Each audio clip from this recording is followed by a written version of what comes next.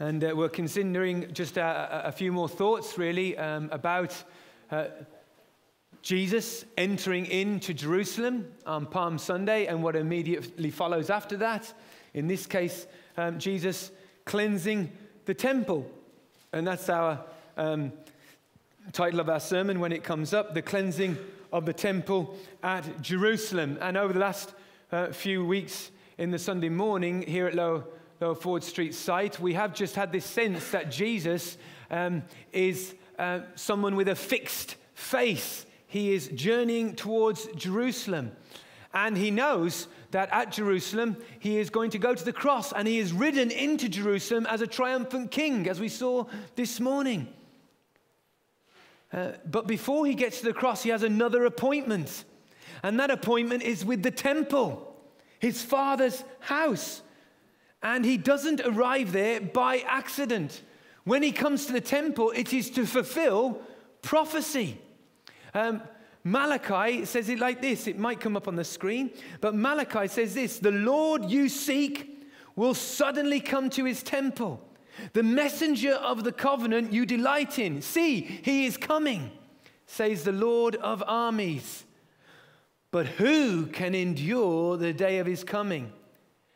And who will be able to stand when he appears? For he will be like a refiner's fire and the launderer's soap.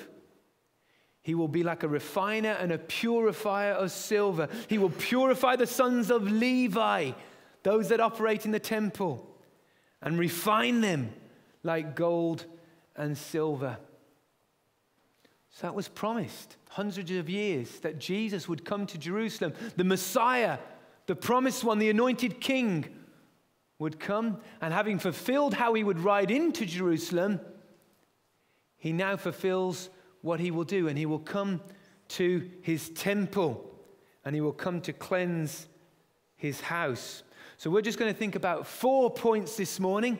And the first point that we're going to think about as we think about this act of Jesus cleansing the temple is that Jesus makes room for his word. And we see that in verse 15, don't we? It says, so they came to Jerusalem, that's Jesus and his disciples. Then Jesus went into the temple and began to drive out those who bought and sold in the temple. So he's clearing the temple and overturned the tables of the money changers and the seats of those who sold doves. So here's a picture of what the temple, generally would have looked like. The buildings in the middle are the temple. The temple's inside that middle structure. And then you've got this huge court, which was called the Court of the Gentiles, with walls and promenades and sheltered walkways going around the side of the temple. And we can anticipate, we can believe. Nothing in the Bible here says that Jesus didn't clear that whole area of the Court of the Gentiles, that it could have been thronging with so many people that were dealing, buying, and selling. Over 1 million people would come to Jerusalem over the time of Passover. It would be packed, and they would all come to offer sacrifices. And it was in this temple court, we're told, that the exchange of currency and coins was being made, and that purchase of sacrifice animals was being made. So it's hard not to imagine that this was a jam-packed place that Jesus comes into clear. And we can anticipate that Jesus clears a vast majority of that area. That's quite a feat. That's quite an action for him to do. How does Jesus make room? Well, he does it physically in one way, yes. His clearing is a kind of physical thing, and there is probably volume in his voice as he does that. People would have heard him speaking as he clears them out. And we're told, doesn't he, that he overturns the furniture. That's physical. And he drives the people out. But is that physical reality the extent of Jesus' authority on this occasion? And the answer is no, it's not. Jesus has divine authority. This is the Son of God coming to his temple. When Jesus says, my house shall be called a house of prayer, it really is his house. He is the Son of God. It's the Father's house and it's his house. There is a felt power in Jesus' very presence. There is real divine authority in his words. These people have to obey him just as the wind and the waves had to obey Jesus Christ on the Sea of Galilee. Just as we were hearing this morning, that donkey obeyed its rider. This is no ordinary man clearing the temple area. This is Jesus, the Son of God, revealing his divine power and authority. And this cleansing of the temple, this clearing of the temple would have filled the priests and the experts of the law and the people with fear and awe. But something, we're told, astonished them even more than that. And that was Jesus' explanation and teaching of that event, and as he taught after that event. Look at verse 17. Then he taught, after he had cleared the temple, then he taught, saying to them, is it not written, my house shall be called a house of prayer for all nations, but you have made it a den of thieves? And the scribes and the chief priests heard it and sought how they might kill him, destroy him, for they feared him. Why? Because all the people were astonished at his teaching. That word there, it's more than amazed. It comes with real fear. It's an amazement that carries fear with it, a trembling, and recognizing that this is awesome, what is being said, what Jesus is revealing. So Jesus comes into the temple and he makes room for his awesome word to be spoken to the people. Do we make room for that word, which is so powerful? Do we make room in our hearts on a daily basis? We accuse Bethlehem of not making room, but are our hearts making room daily for his word, which is so powerful, like a double-edged sword? Do we make room as a church? Not just for it to be preached, absolutely, but for it to be received.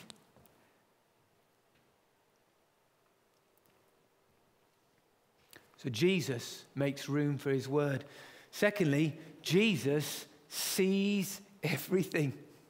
We've been thinking about him being the exalted one who sees everything. Jesus on earth saw everything. And what Jesus sees here is a den of thieves. That's how he describes the people he sees in the temple, doesn't he?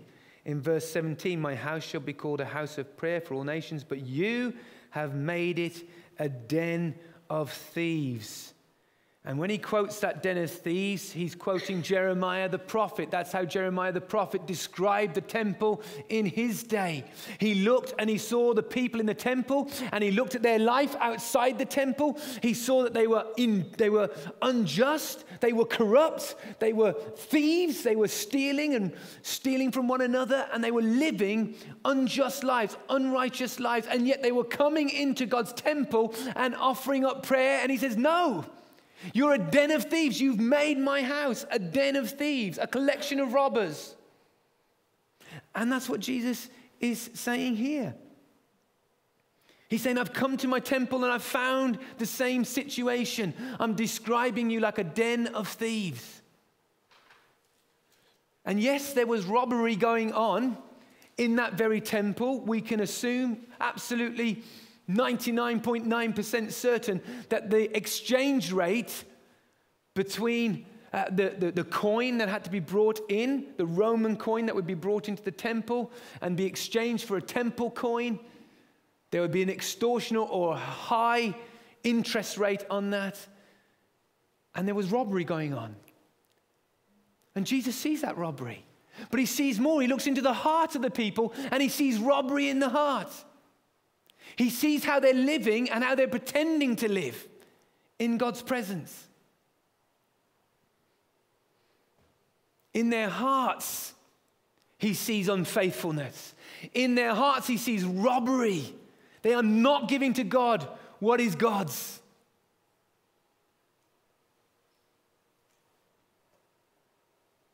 And so Jesus sees beyond their actions to their hearts. Now, this wasn't a quick verdict by Jesus. Jesus didn't just make a split decision.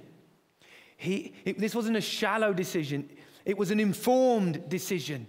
Did you notice in verse 11 that actually on the Sunday when Jesus rode in, he went directly to the temple, but it was the evening, we're told. So when he had looked around at all things, he took everything in, including the people. He assessed it with his divine eye. We're told that the hour was already late, and he went out to Bethany with the 12. That seems like an anticlimax, doesn't it? If you were following him in that day, that would have seemed like quite an anticlimax. Came to the temple, looked around, he knew what he saw, and then he went out to Bethany. Left the crowds to disperse and to go home. And you can be sure Jesus prayed. And you can be sure that Jesus knew what he had seen. And the next day, he comes for judgment and cleansing. God's wrath and anger is very, very real and justified, but it is always fair and controlled.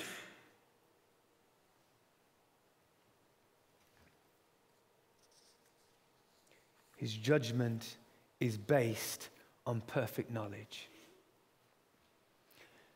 And Jesus hasn't changed. He is the ascended Lord God, whose eyes are a blazing fire. He walks among his churches, seeing everything.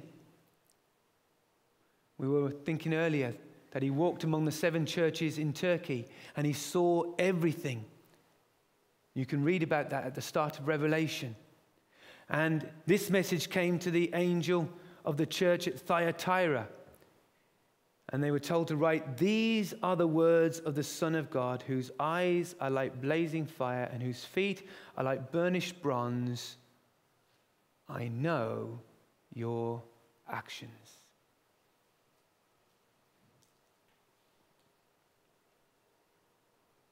And the same can be said tonight. Jesus is the same yesterday, today, and forever. He knows the actions of his church. He walks amongst his churches throughout the whole world. And he still examines everything. What does he see at Hillfields Church, Coventry? What does he see?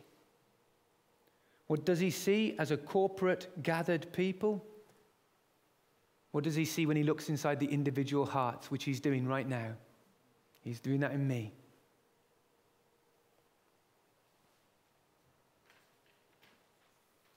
The challenge is, let's just apply the challenge of the verses here. Does he see a den of thieves? That's the challenge. Or does he see a church of prayer? Or does he see something in between?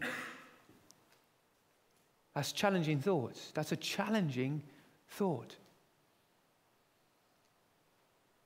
Am I robbing God?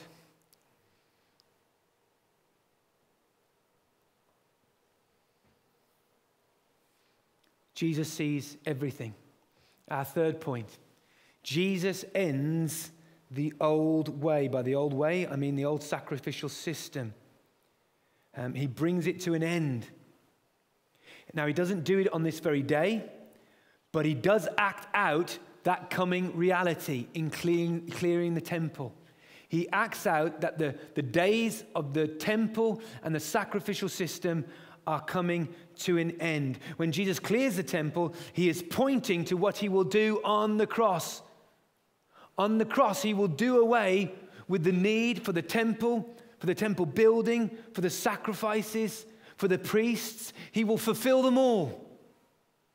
And he's acting out a drama here in the temple that tells people that that is what is going to happen. And how does Jesus do this? Well, firstly, we see that he overturns the tables in verse 15. That's a clear key action. Jesus comes into the temple and he overturns the tables. They're the tables of the money changers. These were the ones who received the temple tax. So all Jewish men over the age of 20 had to pay a temple tax. That maintained the temple. That's how the temple was maintained, through the payment of that tax. These tables are receiving it. And Jesus comes in and he says there will be an end to that. That will be neither needed nor will it continue.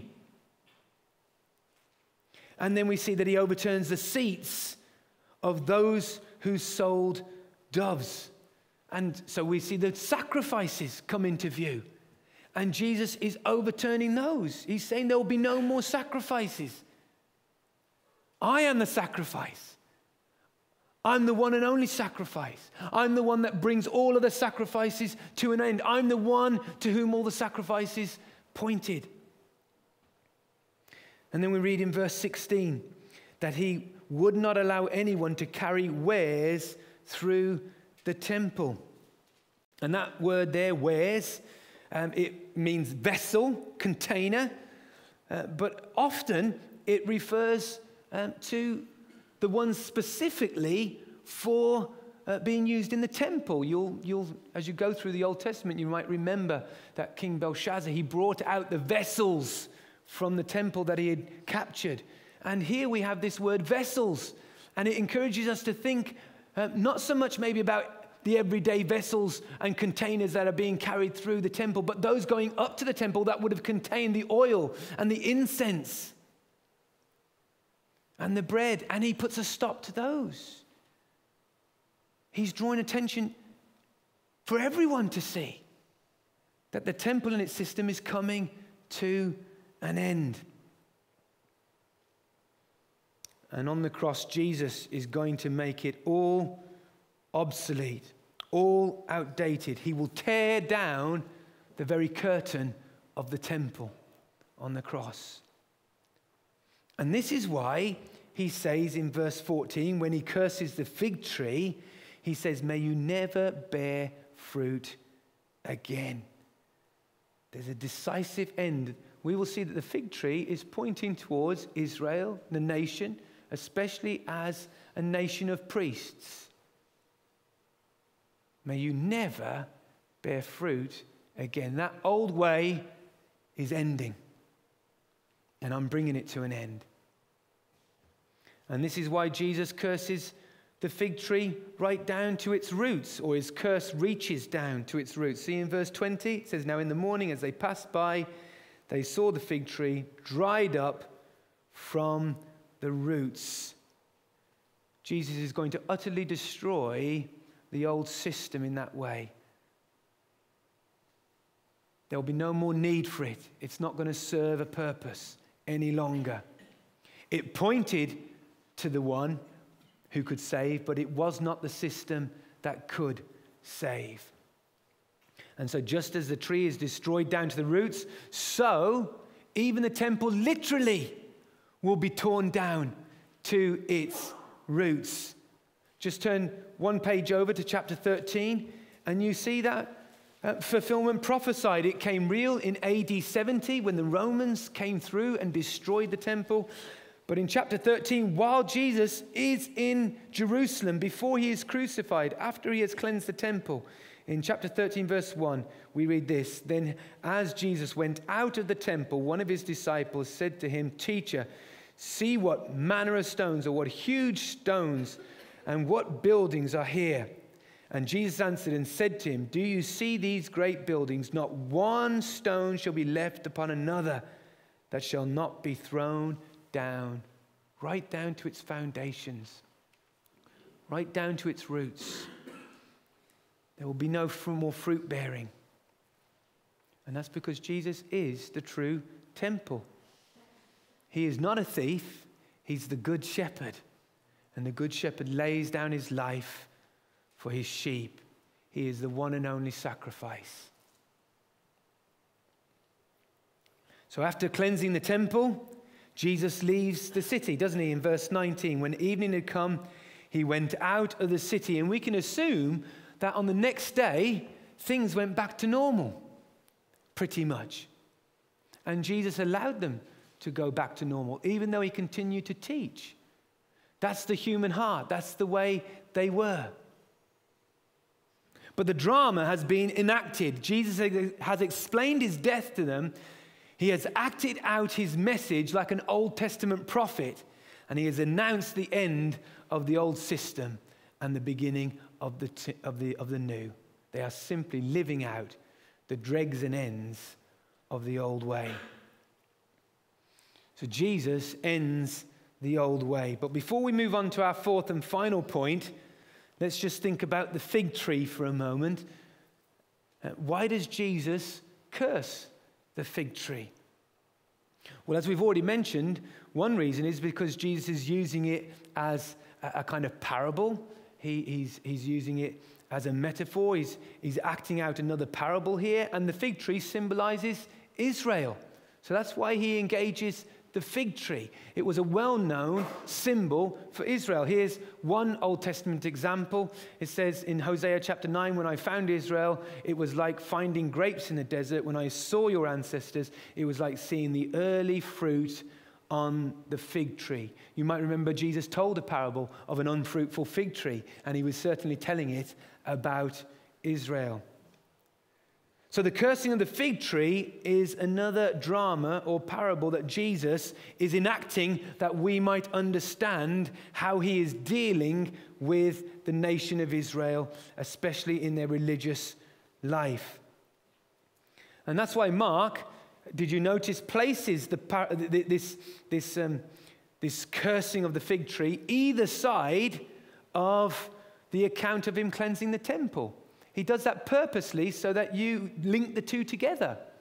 So in verses 12 through 14, Jesus inspects the fig tree and he sees these leaves that promise fruit, and he doesn't find any, and he curses it. He goes to the temple and then he doesn't find anything there, though there's so much promise, and he cleanses the temple. He comes out and he's promised that there would be he's acted out that it's the end of the temple, and then we find the end of the fig tree in verses 20 through 23.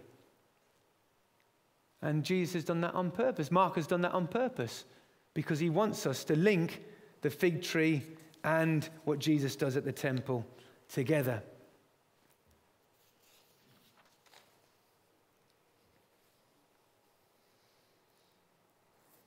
And we see again that those words, let no one eat from you ever again, we suddenly see how they really do apply to Israel and to what he did in the temple. But what about Jesus' treatment of the fig tree? Is he right to destroy it? Is he right to destroy that fig tree? Well, remember that Jesus is our creator. He is our creator. He's the one who gives life and he takes life. He's free to do that. Did you know that? Jesus is free to give life to a plant and take it away. It isn't the first time God has given and taken away life to a plant. Do you remember Jonah? He gave life to a plant there in order to teach Jonah a lesson, and then he took it away. God is free to do that. Paul, the apostle, when he writes to the Romans, he goes even further. He says Jesus Christ has the right to decide over every human life, to destroy life or to save it. He has that right.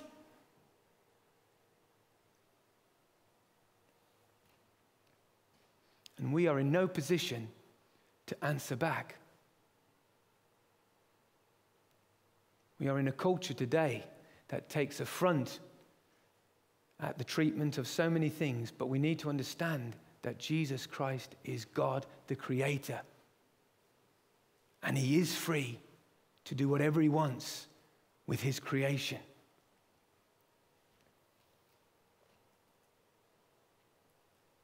But we could still ask, was Jesus right to destroy the fig tree?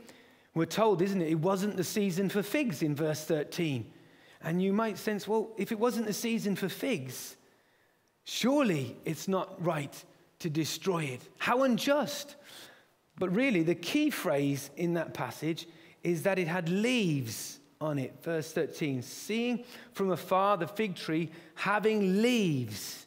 So although it wasn't the season, fig trees had two seasons really. They had a late season and an early season. And they could run together at times. But the key thing is that this fig tree, whether in or out of season, Jesus sees it has leaves. And what's quite unique about a fig tree is that the leaves and the fruit come together normally. In fact, if anything, the blossom and the fruit normally start to appear before the leaves. So if Jesus sees a tree with leaves on it, he does anticipate early figs. Now, the ripe figs were the really juicy figs, but the early figs, they were still edible, and they were considered a bit of a delicacy. And Jesus sees leaves, and so he says, perhaps there is fruit there, because in one way, if the leaves are there, even though it's out of season, fruit should be there. But we're told in verse 13 that he found nothing. No early figs. Nothing but show. Nothing but leaves. Just like the nation of Israel. And this fig tree, in a way, stands in contrast to Bethphage, that village that Jesus goes through in chapter 11, verse 1. Where it says, now when they drew near Jerusalem, they came to Bethphage and Bethany. And that's where they went in to get the donkey. And Bethphage means house of early figs. That's what it means. House of early figs.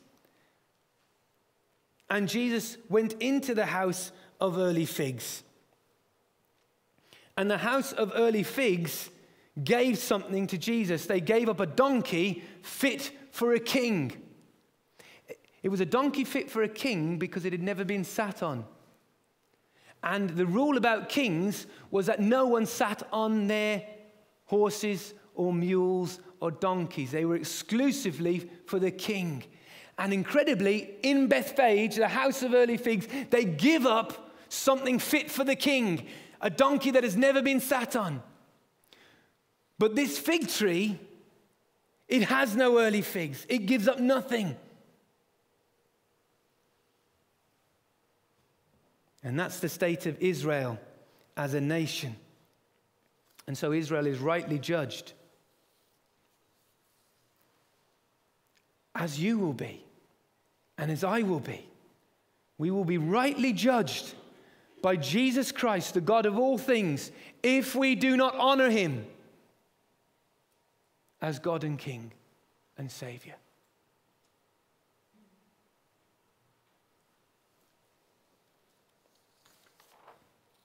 We are to give Jesus the honor he is due. Humanity is to give Jesus the honor he is due.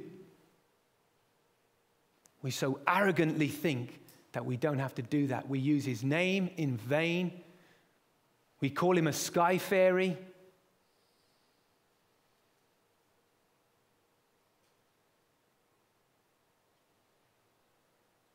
But Jesus says, there is a day when all things will be laid open. Those burning eyes will fix on you and fix on me.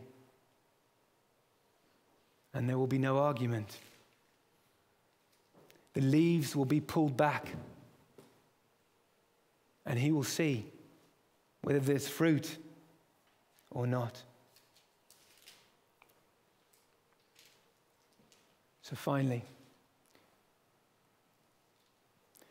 Jesus opens up the way. Jesus opens up the way. And it needed to be opened, didn't it? You might remember that Jesus accuses the Pharisees of blocking up the kingdom. That's what he accuses the Pharisees of. Here it is in Matthew 23. He says, "What misery awaits you, teachers of the law and Pharisees, you hypocrites! You shut the door of the kingdom of heaven in people's faces. You yourselves do not enter, nor will you let those enter who are trying to." And that's what they were doing in the temple, physically and spiritually.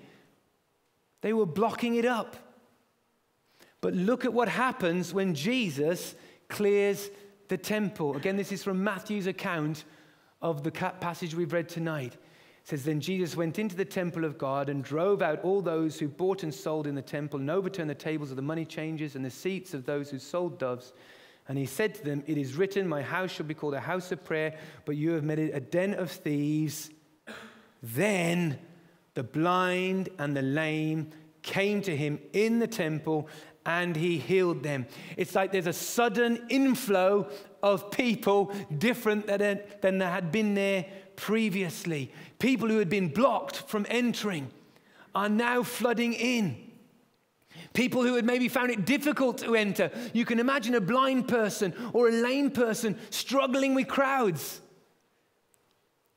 But now there's room and there's space for them to come in and hear the teaching of Jesus Christ. And that's what they do.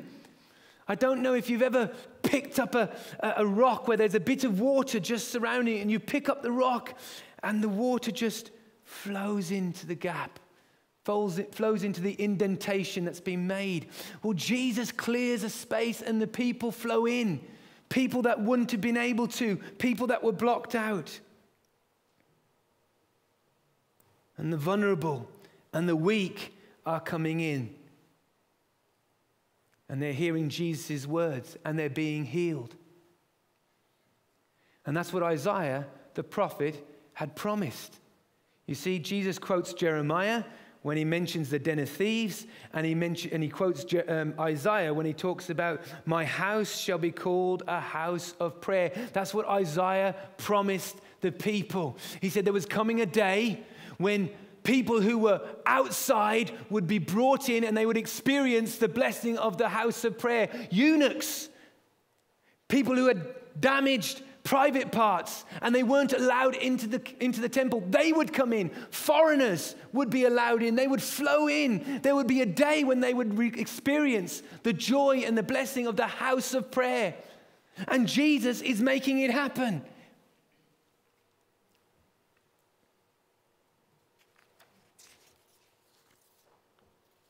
The cross is that place of great unblocking, where the fountain of Jesus' blood removes all obstacles. Rich and poor, healthy and sick, distant and near, all can come into his house of prayer, into his kingdom.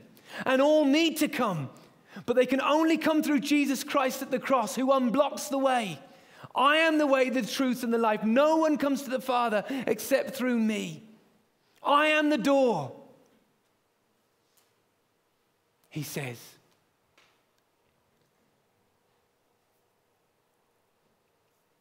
What an offer Jesus makes to guilty sinners tonight. This offer is available tonight to anyone here. Anyone who has not put their trust in Jesus Christ. Anyone who stands outside his blessing and his kingdom. You can come through trusting in him, believing in him, acknowledging that you need him. So let's finish with just two brief questions. The first one is, are we, Hillfields Church Coventry, a blocking church or an inflowing church? Are we a blocking church or an inflowing church? During the days that Jesus was teaching here in Jerusalem, he taught in the temple area and he spoke to the blockers, to the Pharisees. He spoke to those that were blocking up the kingdom, and he said, "Truly I tell you, the tax collectors and the prostitutes are entering the kingdom of God ahead of you." Where are they?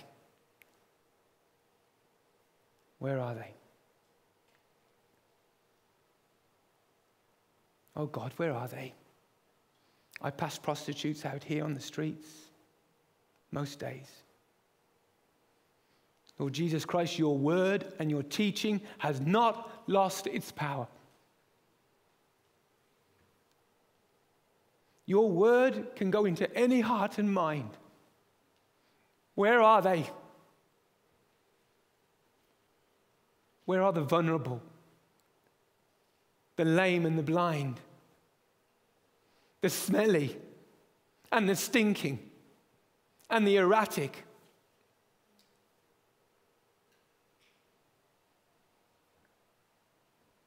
I don't know the answers fully.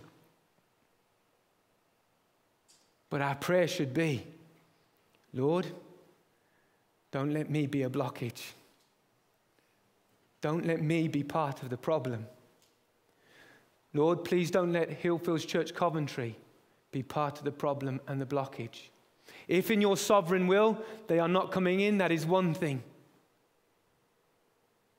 But if I am part of the problem, then please change me.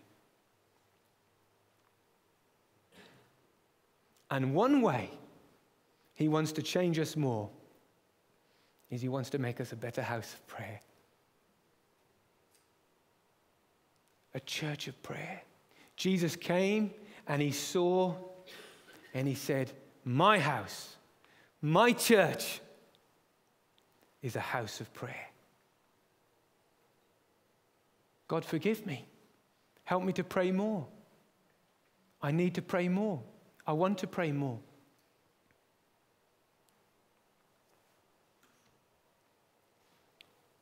And may God help us as a church to pray more. I am not saying in these things that we are not praying. That's not what I'm trying to say. And I'm not saying in these things that we are not reaching out to people. I don't know. Jesus is the one with all-seeing eyes, not me. Jesus is the one who sees clearly. Jesus is the one who assesses his church and walks among his churches. What we don't want to do is fool ourselves. There is a wonderful and incredible opportunity here for Hillfields Church Coventry as one church on two sites. God has brought that about, I believe. And he certainly wants us to remove all blockages that are not right. That the people in our neighborhood might flow in. That they might flow in.